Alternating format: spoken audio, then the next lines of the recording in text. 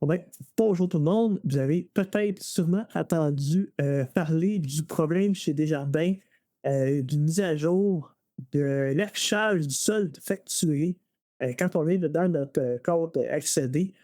Problématique que j'ai trouvé un petit peu, ben, moi, j'aimais comment c'était fait, puis comme bien des gens, le principal argument, c'est quand je paye ma carte de crédit, ben, je veux voir qu'elle a été payée. Là, je faisais des fois des paiements, puis ça prenait 24, 48, 72 heures avant d'avoir le montant. Là, des fois, ben, moi, par souci de que ça tombe à zéro, ben là, je faisais 2 paiements. Bref, ça balançait pas. Puis c'est difficile de budgéter quand on a ce genre de de de résultats-là. Ça fonctionnait avant. Je sais que techniquement, ils ont fait des modifications dans le back-end, ce qui est en arrière du site web, qui force le changement. Et maintenant, ils sont comme toutes les autres banques. Bon, c'est système fonctionnel, je comprends ça.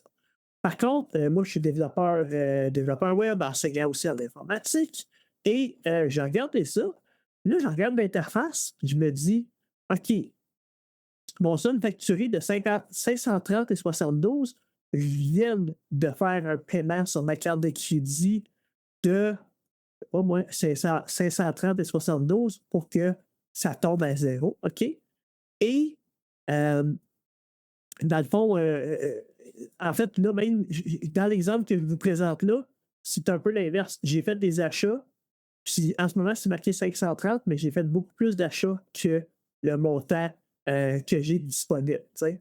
Fait que là, le solde facturé, nous, on était habitués que c'était le solde où est-ce qu'on était rendu, autant zéro que si on venait de faire un achat. C'était assez, on pourrait dire, c'était assez actif. Bon, là, je me suis rendu compte en regardant l'interface, puis sûrement que vous en êtes rendu compte, c'est écrit crédit disponible 23 000 sur 809 sur 25 000. C'est pas ma carte de crédit, là. L'exemple que j'ai ici, c'est un petit site web qui permet de faire des tests.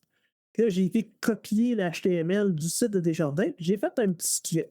J'ai fait un petit script en JavaScript, je voulais l'expliquer, pas tout, mais il est quand même un petit peu dur à mettre en place parce que pour aller changer la valeur ici avec, puis de mettre une petite, tu sais, barrer le chiffre ici et de faire le calcul correctement, ben, ça demandait quand même un petit peu de programmation. Bref, je l'ai fait, j'ai testé et ça fonctionne. Sur le site de Desjardins, j'ai mis une petite vérification si on est sur le site de Desjardins, parce que sinon, je ne veux pas que le script s'active. Je veux juste que ce soit sur Accéder. Bref, si on fait un paiement, ça tombe à zéro. Je l'ai essayé. Moi, c'est 100% correct. Ça fait exactement ce que ça faisait avant. Et là, regardez, le calcul n'est pas tellement dur. C'est 25 000 moins 23 809. Il est en dessous, le calcul, le vrai montant qu'on va avoir. C'est vraiment pas compliqué à remettre en place. Là.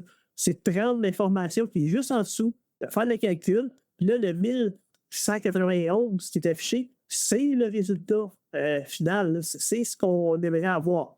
Je ne comprends pas comment les développeurs chez Desjardins n'ont pas vu que ça se faisait, ça se met en place. Là. On a un crédit disponible, on a juste besoin de faire une soustraction et avoir le résultat de l'afficher.